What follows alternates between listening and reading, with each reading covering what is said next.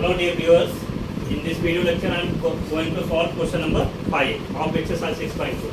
According to this question, AB parallel to CD, diagram आपको provide है, AB CD के parallel है और ये angle APQ 50 degree, angle PRD 127 degree, angle X और Y आपको फाइंड आउट करना है। ये क्वेश्चन में दिया गया है। तो सबसे पहले आप देखें, जब AB पैरेलल CD के हैं तो angle APR equal to angle PRD। देखिए जेड बन रहा कि नहीं बन रहा भैया कि नहीं बन रहा है ना। अब APR कितना है 50 प्लस बाई PRD कितना है 127, y equal to 127 minus 50 y equal to 7 77, y कितना हो जाएगा 77, y फाइंड आउट हो गया। उसके बाद अगेन देखिए AB पैरेलल CD के हैं तो एंगल APQ ये देखिए कितना equal to angle PQR, this is 50, this is X। यहाँ पर भी क्या हो जाएगा अल्टरनेट इंटीरियर एंगल। इस तरीके से दोनों एंगल के मेजर फाइंड आउट हो गए। क्लियर हुआ कि नहीं हुआ? ठीक है, अब ये आपको क्लियर हो गया होगा। अब हम लोग क्वेश्चन नंबर 6 सॉल्व कर रहे हैं। ठीक है, इसी लेक्चर में ये क्वेश्चन भी कंप्लीट हो जाएगा, एक्सरसाइज कंप्लीट हो जाएगी।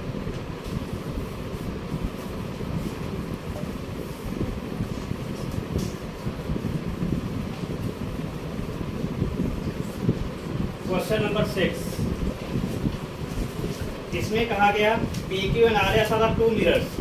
दो मिरर हैं PQ और RS।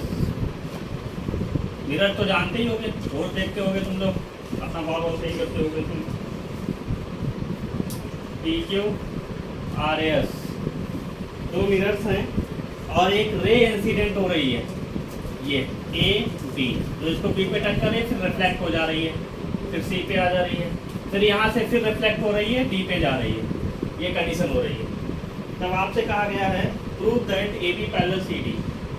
जबकि आपको गिवन है PQ जो है वो RS के पैरेलल है, तब आपको शो करना है जो इंसिडेंट रे है AB, जो फाइनल रिफ्लेक्टेड रे है CD, इसके पैरेलल है। ऐसा आपको प्रूव करना है। ये क्वेश्चन में कहा गया है। ये मिरर है, रे इंसिडेंट हुई, पॉइंट B पे इस मिरर को टच किया, रिफ्लेक्ट हो गई, इसको C पे टच किया, फिर रिफ्लेक्ट हो गई B पर। क्लियर? ये क्वेश्चन था। तो इसको प्रूव करने से पहले थोड़ा निर्माण कार्य, construction, draw BM perpendicular PQ, NC perpendicular on CD। यहाँ डाल दीजिए BM, इधर आपका CN, ये दोनों परपेंडिकुलर पे हो जाएंगे। ओके, अब आप लोगों ने loss of reflection of light में पढ़ रखा है कि अगर किसी प्लेन पर कोई रे इंसिडेंट हो रही है, ठीक है, और ये रिफ्लेक्ट हो रही है, एक होता है आपका नॉर्मल। तो नॉर्मल से इंसिडेंट रे जो एंगल बनाती है उसको इंसिडेंट एंगल, और जो रिफ्लेक्टेड रे बनाती है उसको एंगल ऑफ रिफ्लेक्शन बोलते हैं। और angle of incident equal to angle of reflection होता है by the laws of reflection of light. Clear होगी बात नहीं? इस तरीके से होता है। तो यहाँ पर अगर हम देखें, ये एंगल 1 और ये एंगल 2 कितना, तो एंगल 1 इक्वल टू एंगल 2 होगा। ये एंगल ऑफ इंसिडेंट एंगल 1 और एंगल 2 एंगल ऑफ रिफ्लेक्शन हो गया। Similarly this is angle 3 and this is angle 4। अगर इस कंडीशन को कंसीडर करें तो एंगल 3 इक्वल टू एंगल 4 हो जाएगा। एंगल 3 एंगल ऑफ इंसिडेंट, ये एंगल ऑफ रिफ्लेक्शन। कहाँ से हुआ? By the loss of reflection, light के जो रिफ्लेक्शन के रूल हैं उसके अकॉर्डिंग ही हो गया। ठीक है, उसके बाद आपका जो BM है ये परपेंडिकुलर है PQ पर और CN परपेंडिकुलर है RS पर। तो BM और CN पैरेलल हो जाएंगे। ऐसा क्यों हो जाएगा? क्योंकि PQ और RS पहले से पैरेलल है और पैरेलल लाइंस के बिटवीन जो परपेंडिकुलर डाले जाएंगे वो भी आपस में पैरेलल हो जाएंगे, सेम एंगल बनाएंगे। तो यहाँ लिखेंगे आप परपेंडिकुलर्स बिटवीन पैरेलल लाइंस। क्या है ये? परपेंडिकुलर है बिटवीन पैरेलल लाइंस। कौन कौन सी? PQ and RS। तो ये परपेंडिकुलर पैरेलल लाइंस के बीच में इसलिए पैरेलल है। अब ये जब पैरेलल हैं, ध्यान दीजिए, तो ये यहाँ से यहाँ तक नोटिस करिए, जब BM और CN पैरेलल है तो BC ट्रांसवर्सल का काम करेगी, तो एंगल 2 इक्वल टू एंगल 3 आ जाएगा अल्टरनेट इंटीरियर एंगल, क्योंकि BM और CN क्या है, पैरेलल है। इतना क्लियर हुआ है ना। अब इसको करने के लिए मल्टीप्लाई